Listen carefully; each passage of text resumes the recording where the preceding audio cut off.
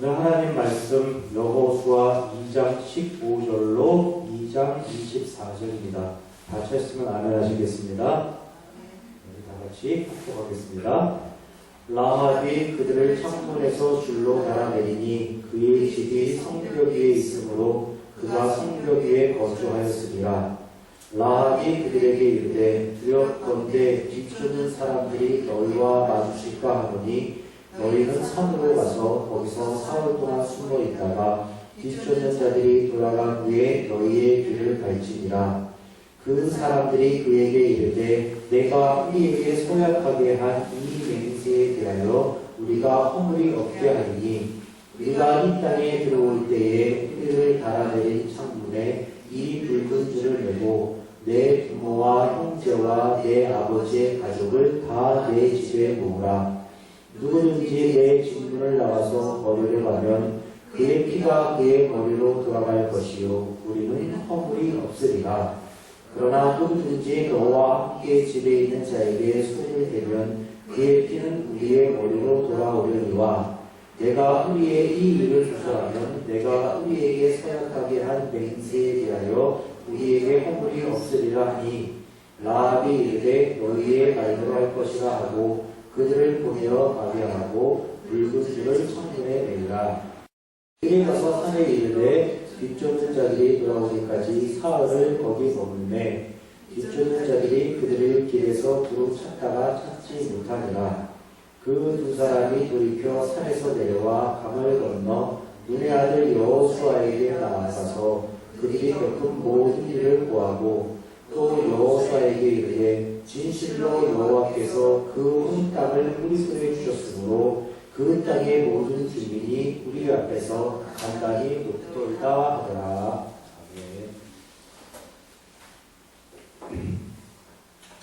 오늘은 3월 29일 3월의 마지막 주일입니다.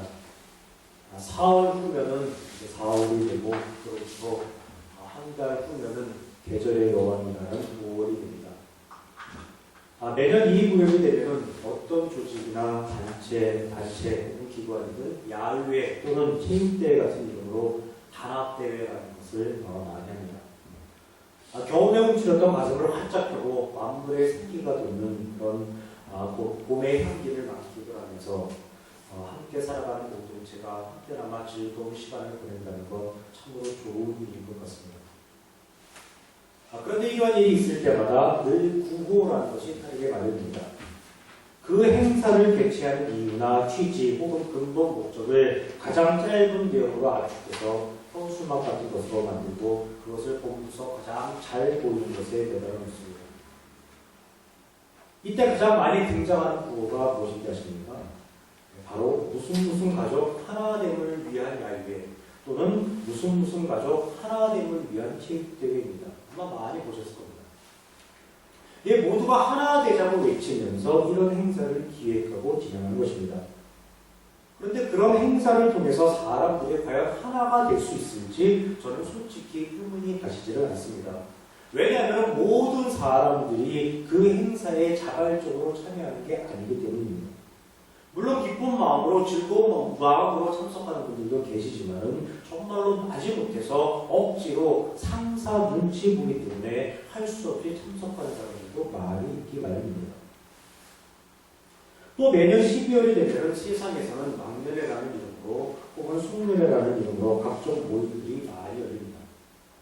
그때에도 언제나 항상 늘 그랬듯이 올해도 조금 아쉽기는 하지만 그래도 참으로 수고 많이 한 한 해였어요. 내년에는 우리 더욱더 한 마음 한 뜻이 되어서 하나가 되어서 더 큰 결실을 이루어보자 이런 얘기를 참 많이 합니다. 그러면서 주거니 받거니 한 잔씩 마시다가 결국은 모든 사람들이 다 술에 취해버리고 그 술자리가 험한 자리로 끝나기도 합니다. 조금이라도 더 나은 내년을 기약하면서 하나 되자고 모였던 다짐의 자리가 분열의 자리가 되고 갈등만 확인하는 그런 자리로 변하는 모습을 많이 본 적이 있습니다. 이런 일은 정치권 내에서도 또 아주 쉽게 찾아볼 수 있습니다. 내년 이맘때가 되면 우리나라는 또 한바탕 큰 정치 홍역을 치르게 될 겁니다. 왜냐하면 내년 4월에 국회의원 선거가 예정되어 있기 때문입니다. 수많은 정치인들이 내가 하나 된 세상을 만들 수 있다고 그러니 나를 뽑아달라고 출사표를 던질 것입니다. 내가 반드시 하나 된 수원, 내가 반드시 하나 된 경기도, 내가 반드시 하나 된 대한민국을 만들어 놓은 터이니 내게 표를 달라고 나를 이 지역의 일꾼으로 뽑아달라고 아우성치는 모습 참으로 많이 보게 될 겁니다. 그래서 한 표를 아낌없이 주었습니다. 그런데 그 뽑아보면 어떻게 됩니까? 승자는 승자대로 더 높은 자리에 올라가기 위해서 권력투쟁의 소용돌이 속으로 휘말려 들어갈 것이고, 패자는 패자대로 어떻게든 승자의 꼬투리를 잡아서 당선을 무효화시키기 위해 동분서주할 겁니다. 화합보다는 갈등과 분열과 다툼이 한동안 정치권을 지배할 겁니다. 하나된 수원, 하나된 경기도, 하나된 대한민국을 만들겠다는 약속은 마치 언제 그런 소리 했냐는 듯이, 그런 소리 입 밖에도 낸 적이 없다는 듯이 오로지 자신의 유익과 이익만을 위해서 몸부림치는 정치인들로부터 뒷전으로, 아주 뒷전으로 밀려나게 마련입니다. 과연 정치라는 것을 통해서 사람들이 하나 될 수 있을지 저는 의문이 가시지는 않습니다. 도대체 왜? 어떤 이유로 이런 일이 세상 속에서도 또 정치권 속에서도 반복적으로 발생하는 것일까요? 하나 되자고 모였던 그런 선의의 자리가 왜 분열의 자리가 되고 갈등만 확인하는 자리가 되고 다툼의 자리로 끝나게 되는 것일까요? 왜 사람 스스로는 하나됨을 만들어 나갈 수가 없는 것일까요? 그 이유는 너무나 간단합니다. 그 모든 일이 죄적 원리에 의해서 죄인들에 의해 죄의 방식으로 이루어지기 때문입니다.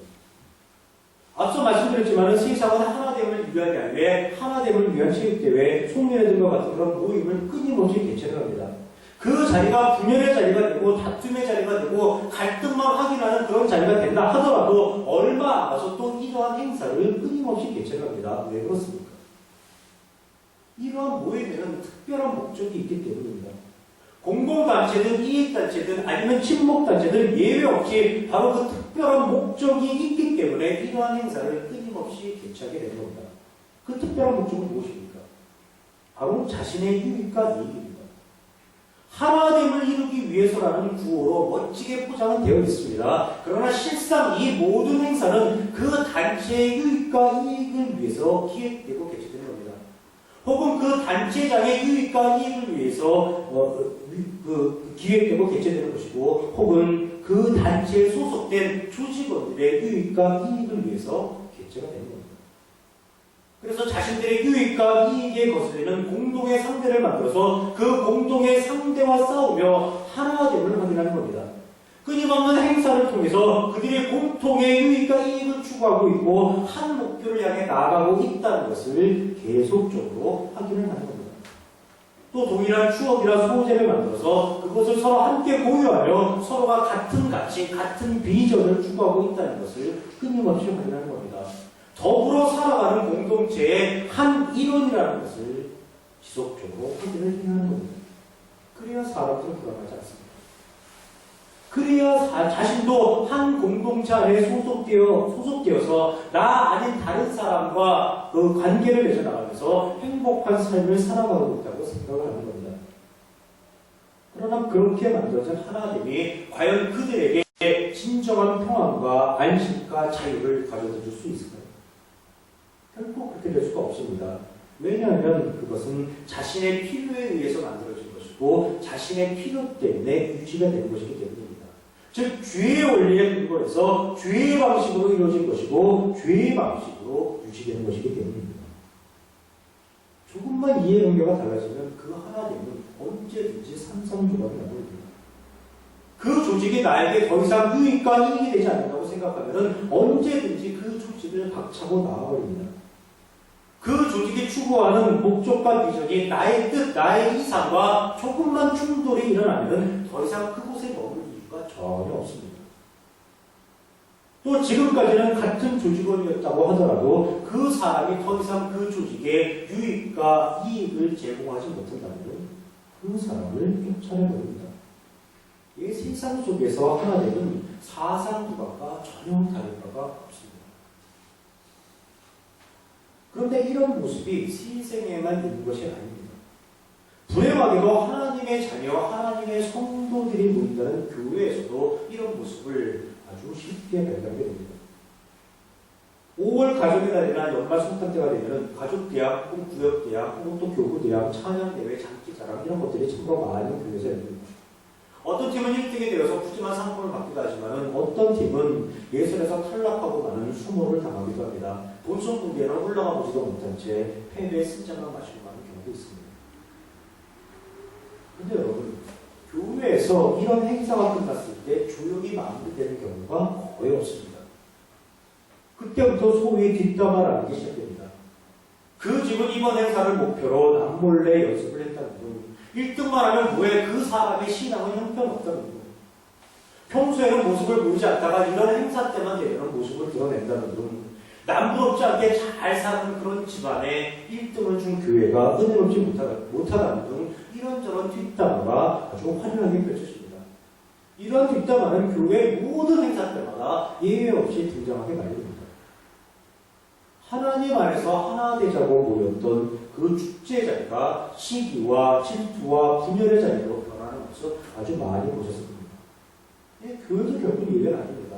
아니 어쩌면 교회가 세상보다 더한 곳일지도 모릅니다. 세상도 교회도 하나 되자고 외치고 또 그것을 위해서 이런저런 노력을 기울이지만은 정작 그 결과는 참혹하기가 그지없습니다. 세상도 교회도 결코 하나됨을 이루어내지 못한 것입니다. 그런데 세상도 교회도 하나됨을 이루어내지 못하는데 양자 사이에는 아주 큰 차이가 있다는 것을 꼭 기억을 하셔야만 합니다. 그 차이는 세상에서는 죄적 원리로 인해서 하나됨을 결코 이루어낼 수 없는데도 불구하고 자신들이 자신들의 힘으로 그 하나됨을 이루어낼 수 있다고 착각을 하고 있다는 것이고, 교회에서는 이미 하나님으로 인해서 하나됨이 이루어져 있는데도 불구하고 그 사실을 전혀 알아차리지 못하고 있다는 사실입니다.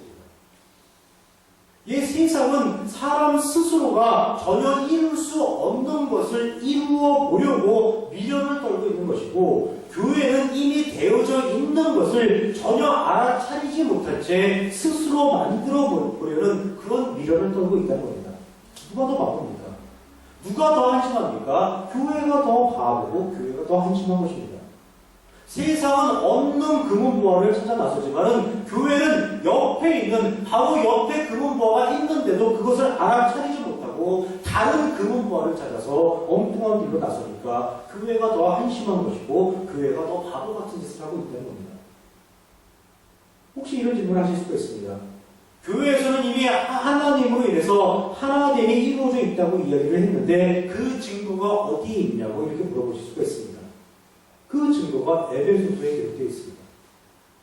에베소서 4장 1절에서 3절에 보면은 그러므로 주 안에서 갇힌 내가 너희를 구하라노니 너희가 부르심을 받은 일에 합당하게 행하여 모든 겸손과 온유하고 오래 참음으로 사랑 가운데서 서로 용납하고 평안에 매는 줄로 성령이 하나 되게 하신 것을 힘써 지키라라고 기록을 하고 있습니다.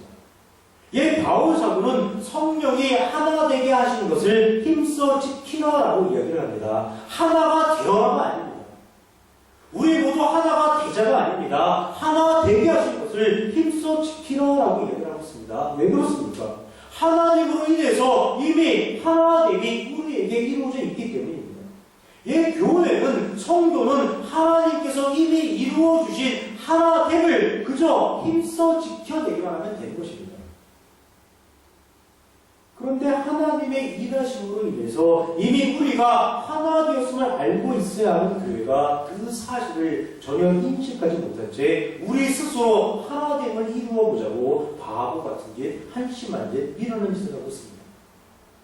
하나님께서 완성시켜주신 하나됨 속에서 감사와 감사한 마음으로 평안과 안식과 자유를 누리고 살아야 할 교회에서 또 다시 하나됨을 스스로 만들어 보자고 세상과 똑같은 방식으로, 즉 죄적 방식으로 각종 행사가 기획되고 추진되고 있다는 겁니다.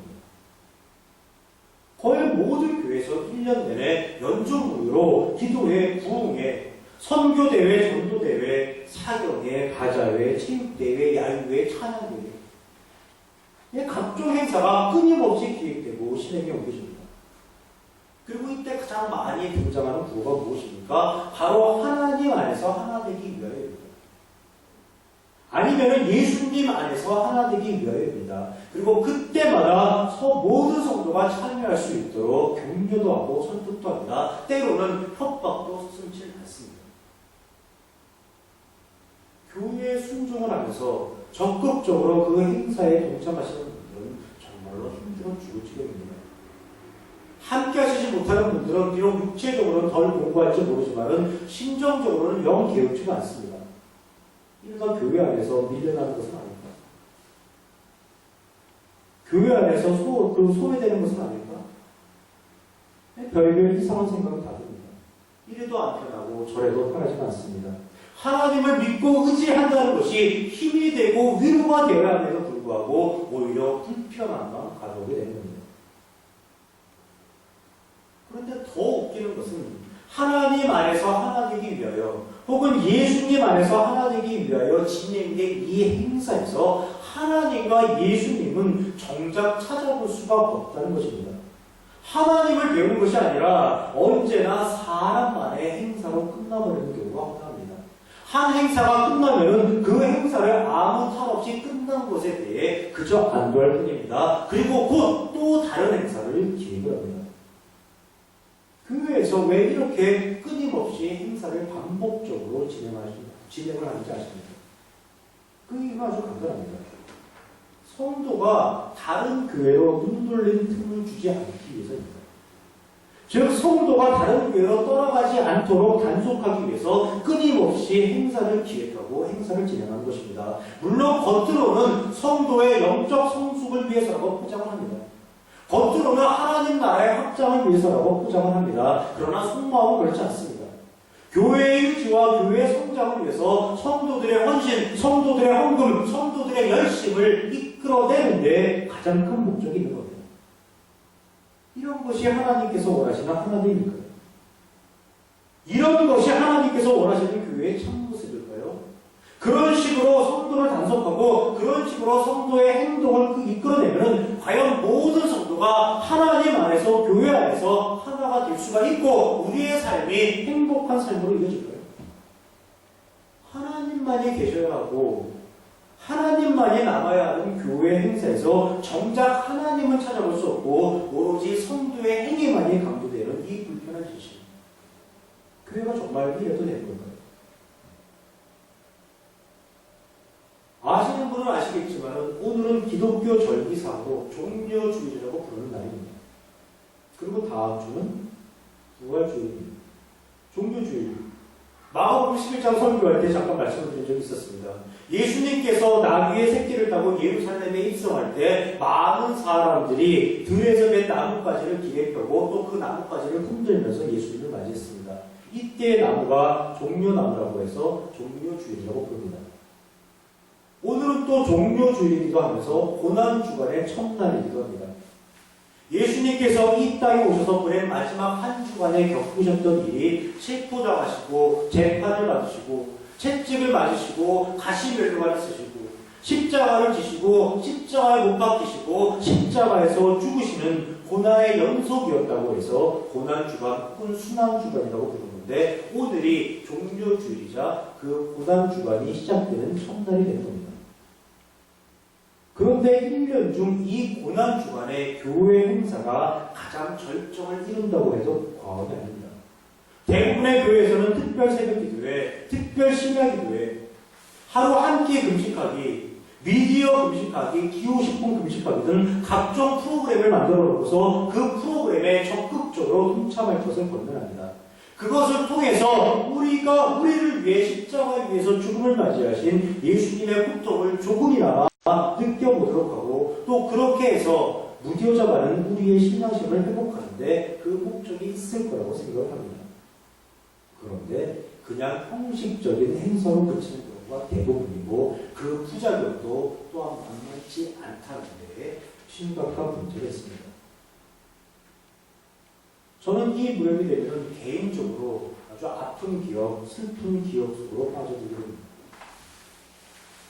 지금으로부터 4년 전인 2011년 3월 30일, 정확히 4년 전이네요.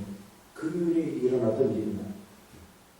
신학대학원 입학 동기 중에 한 분이셨던 전도사님께서 고난주간을 3주 앞두고 한참 진행 중이던 사순절 40일 특별 새벽기도회를 인도하러 가시던 중에 버스 안에서 갑자기 심장마비로 소천하신 일이 있었습니다.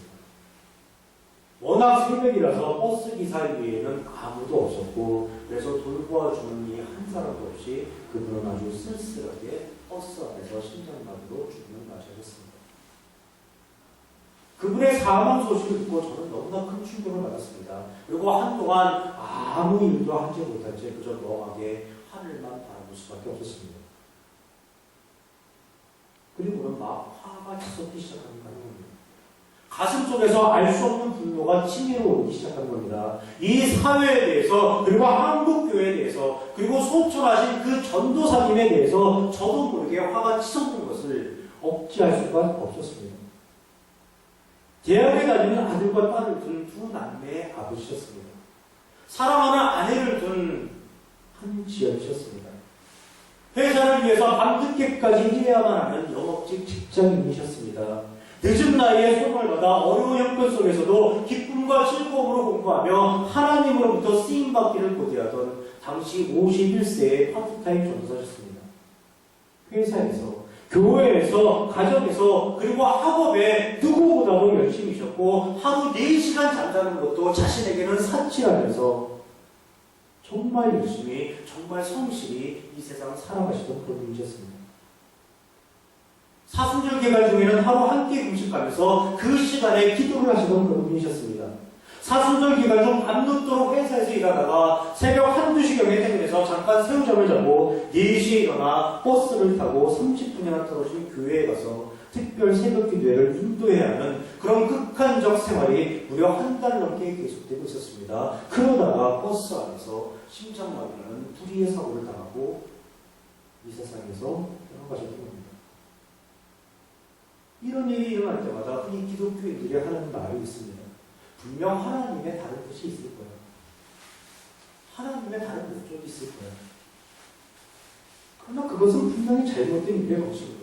아무리 믿음이 있는 사람이라고 할지라도, 아무리 신앙심 깊은 사람이라고 할지라도 전혀 위로를 받을 수가 없습니다. 어떤 경우에는 하나님에 대한 원망과 하나님에 대한 거부의 마음을 더 키워줄 뿐입니다. 왜냐하면 하나님께서 다른 뜻, 다른 목적이 있어서 그 전도사님을 죽게 한 결과가 되기 때문입니다. 하나님께서 과연 그러신 분입니다. 하나님은 결국 그러신 분이 아닙니다. 예, 하나님의 또 다른 뜻이 있을 거야, 하나님의 또 다른 목적이 있을 거야 라는 이런 위로의 말은 오히려 사람을 향한 하나님의 사랑을 왜곡하는 것이고, 사람을 위한 하나님의 원리를 왜곡하는 것이고, 하나님의 선하신 성품을 모독하는 것과 다르지 않습니다. 왜냐하면 하나님은 그 어떤 형태로도 사람의 불행을 원치 않으시고 사람을 시험치 않으시는 분이시기 때문입니다. 정반대로 언제나 사람을 보호하시고 사람의 삶을 형통하게 행복으로 인도하시기를 원하시는 그런 하나님이시기 때문입니다.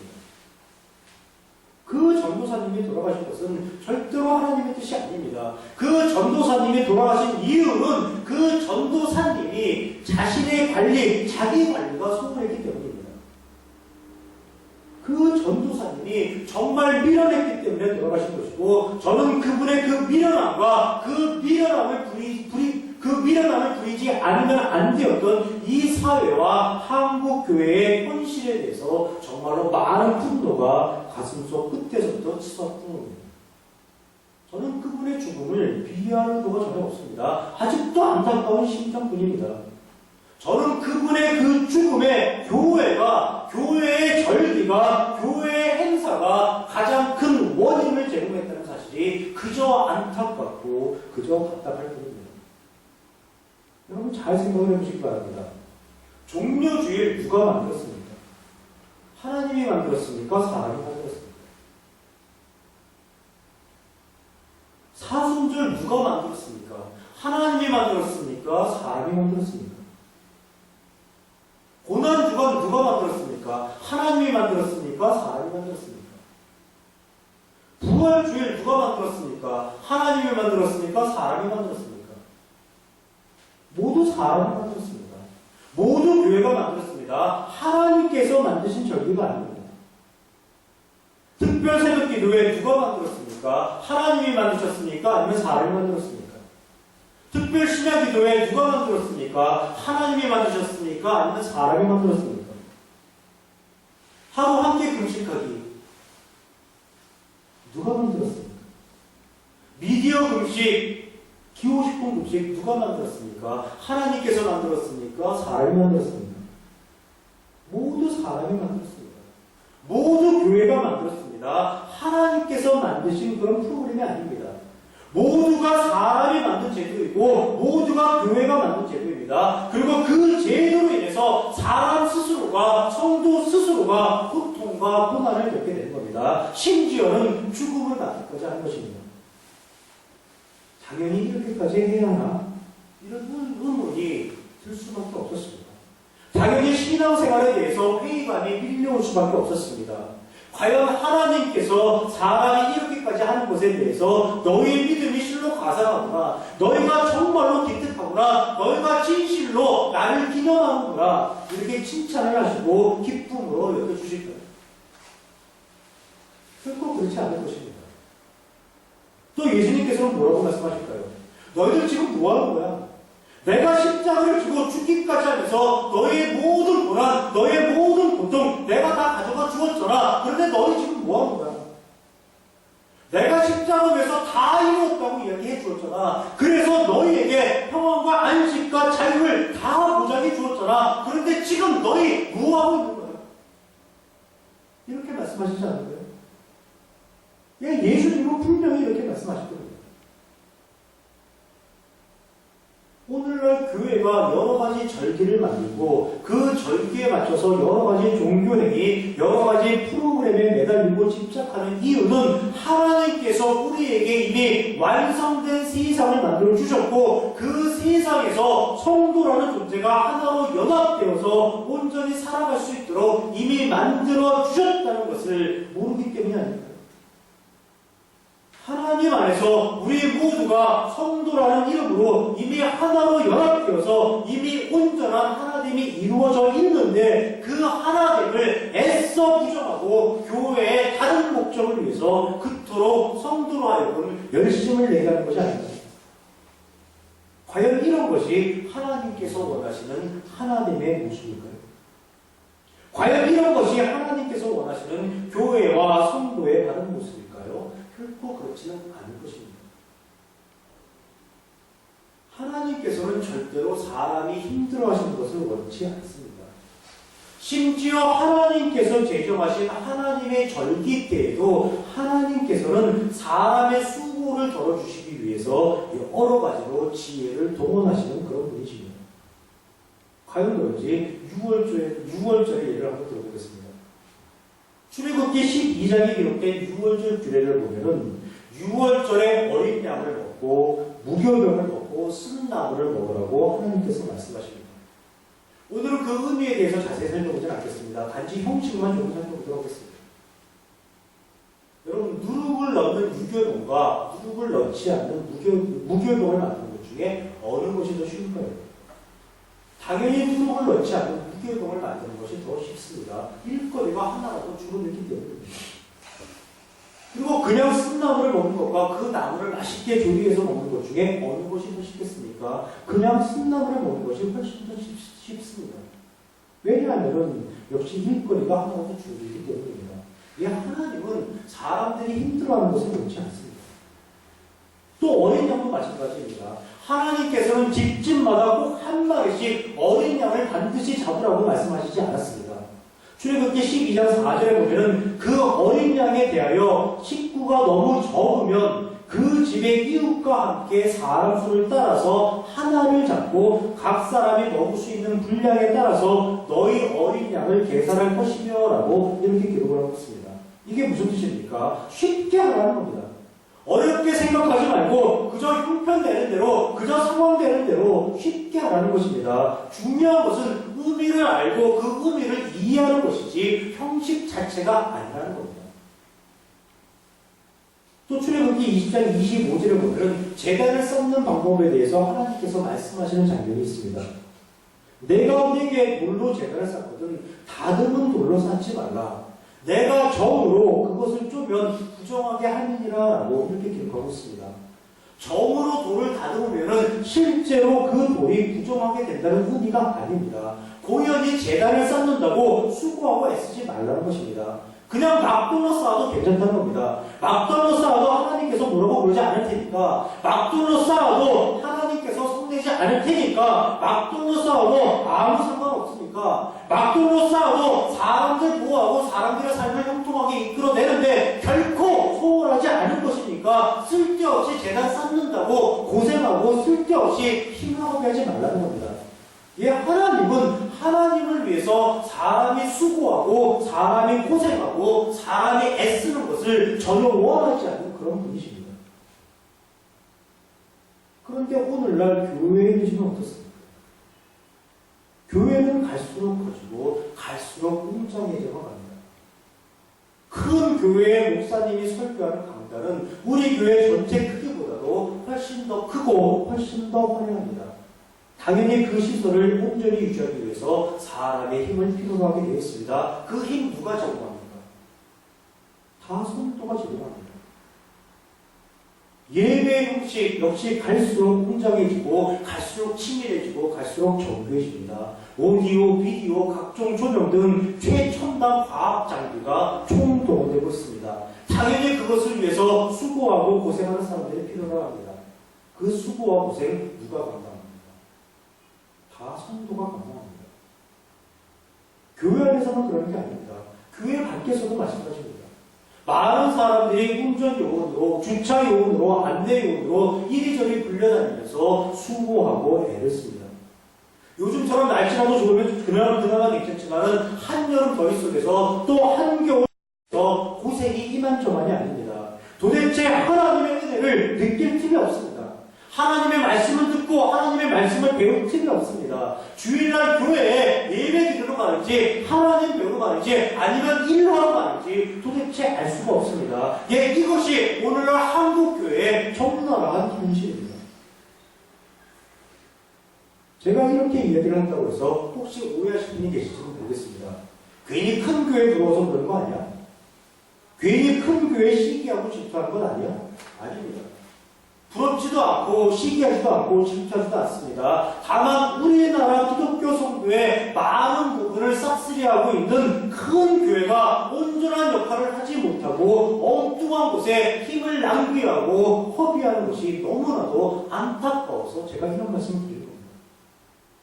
만약 하나님의 방식으로 하나님의 원리를 제대로 가르치는 큰 교회 10곳만 있다면 저는 목회를 미련 없이 그만둘 수 있습니다. 우리 교회 성도님들 그 교회로 가시도록 권면을 할 겁니다. 그 교회에 와서 보다 안락하게, 보다 평안하게 예배드리고 하나님, 참 좋은 하나님을 배우고 만날 수 있도록 권면할 겁니다. 그리고 저 역시 기쁨으로, 즐거움으로, 행복함으로, 자원함으로 그 교회의 성도가 될 겁니다. 그리고 전도도 보다 열심히 할 것이고 하나님의 은혜로 담임 목회자에서 그 교회의 성도로 변화된 것에 대해 간증도 하고 다닐 겁니다. 예, 저는 기꺼이 그렇게 할 겁니다. 이것이 얼마나 멋진 간증입니까? 눈물로 기도했더니, 금식으로 기도했더니 하나님께서 교회를 성장시켜 주시고 부흥시켜 주셨더라. 이런 간증보다 훨씬 더 멋있지 않습니까? 훨씬 더 하나님의 은혜가 느껴지지 않습니까? 이런 프로그램, 저런 프로그램을 써봤더니 교회가 성장하고 부흥하더라. 이런 간증보다 하나님의 은혜로 더 훌륭한 교회를 만나서 목회를 그만두고 지금은 성도로 변화되어서 신앙생활을 하고 있다는 간증. 이 얼마나 멋지고 얼마나 바람직스럽습니까? 그런데 그런 간증은 찾아볼 필요 없습니다. 기도했더니 병이 나았더라. 금식했더니 병이 나았더라. 금식했더니 경제가 회복되었더라. 섬기고 헌신했더니 집 나간 자식이 돌아왔더라. 그런 간증들 뿐입니다. 하나님의 은혜가 강조되는 것이 아니라 나의 기도, 나의 금식, 나의 섬김과 헌신, 오로지 그런 것만이 강조됩니다. 왜 그런지 아십니까? 교회에서 하나님의 은혜를 가르치지 않기 때문입니다. 오로지 교회에 대한 충성과 열심만을 강조하면서 나의 행위에 대해 반응하시는 하나님만을 가르치고 있기 때문입니다. 그러다 보니 부작용도 만만치 않습니다. 이지에 밝은 사람들은 하나님께 은혜 받는 방법, 하나님께 복 받는 방법을 가르쳐 준다면서 바로 돈벌이로 나섭니다. 사람들의 고민, 사람들의 문제를 해결해 준다면서 바로 돈벌이로 나섭니다.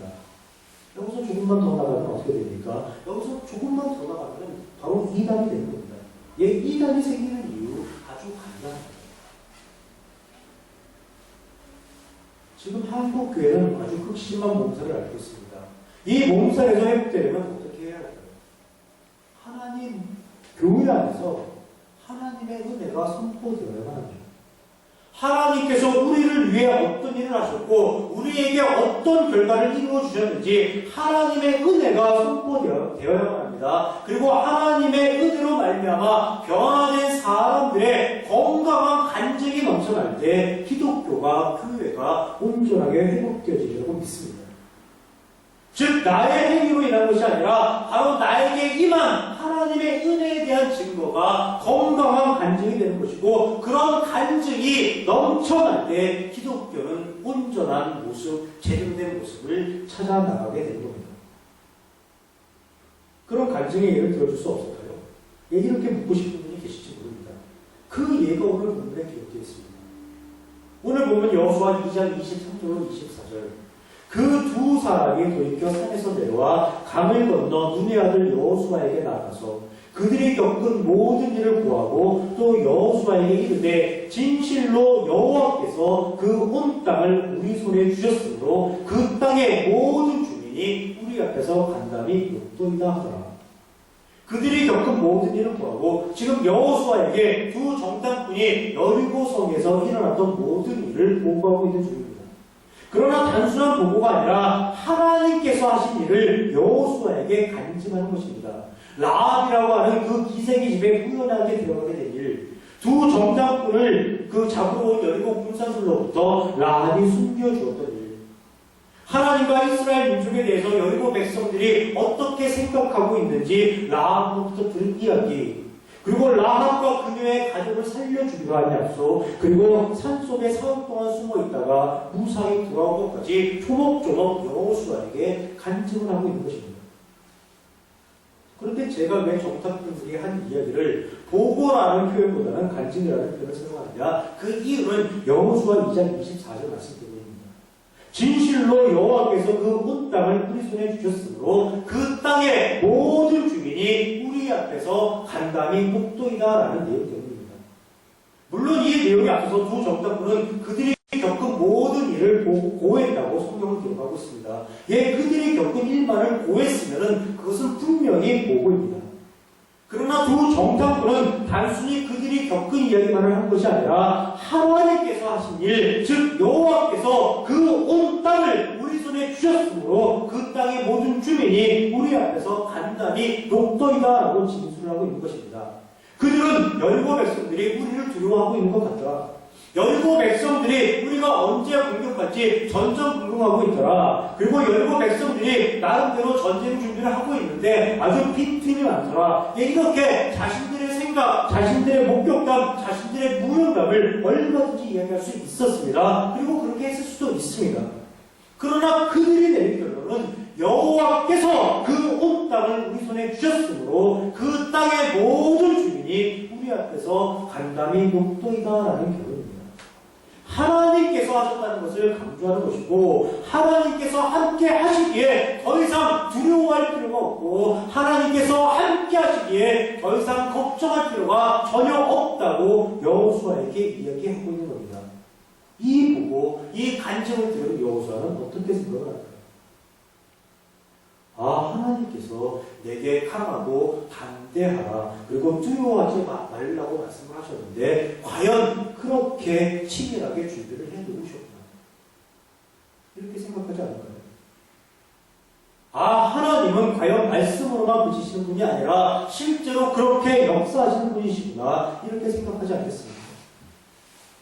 여호수아는 당연히 그렇게 생각을 하는 것이고 그렇게 생각했기 때문에 철저하게 하나님 믿고 하나님 의지하면서 이제 여호수아 3장에서 요단강을 건너 여리고성으로 향하게 되는 것입니다. 그렇게 치밀하게 준비하시고 그렇게 역사하시는 하나님께서 지금 이 순간에도 우리와 함께 계시고 계십니다. 우리와 함께하고 계신 겁니다. 말씀을 정리하도록 하겠습니다. 기독교는 하나님께서 존재하신다는 것이고 그 하나님께서 사람을 위해 일을 해주시는 것입니다.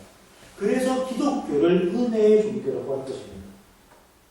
그 하나님의 은혜에 대한 간증이 넘쳐날 때 기독교는 건강해질 수 있는 것이고 기독교가 세상에 대해 빛과 소금의 역할을 온전히 감당하게 되는 겁니다.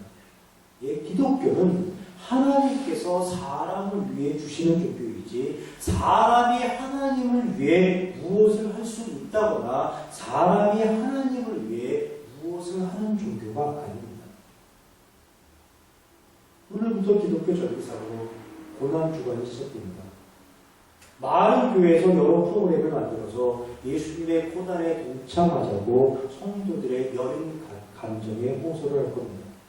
특별 기도를 하고 특별 금식을 하면서 예수님께서 겪었던 그 고난과 고통을 느껴보자고 제안을 할 겁니다.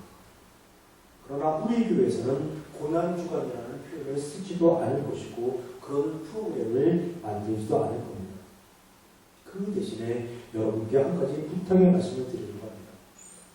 이 주간, 이 한 주간 동안에 마태복음, 마가복음, 누가복음, 요한복음 복음서 4권을 한 번씩만이라도 읽어보셨으면 참으로 좋겠습니다. 머리는 차갑게 하시고 가슴은 뜨겁게 하신 가운데 복음서를 읽으시면서 정말 이 주간을 우리가 고난주간이라고 부르는 게 맞는지 예수님께서 정말로 고통과 고난을 겪으셨는지 그 예수님의 고난과 고통을 우리가 나누고 함께 짊어지는 것이 과연 맞는 것인지 과연 바른 신앙생활인지 스스로 생각을 해보시고 스스로 답을 내보시는 귀한 한 주간 되시기를 주님의 이름으로 축원합니다.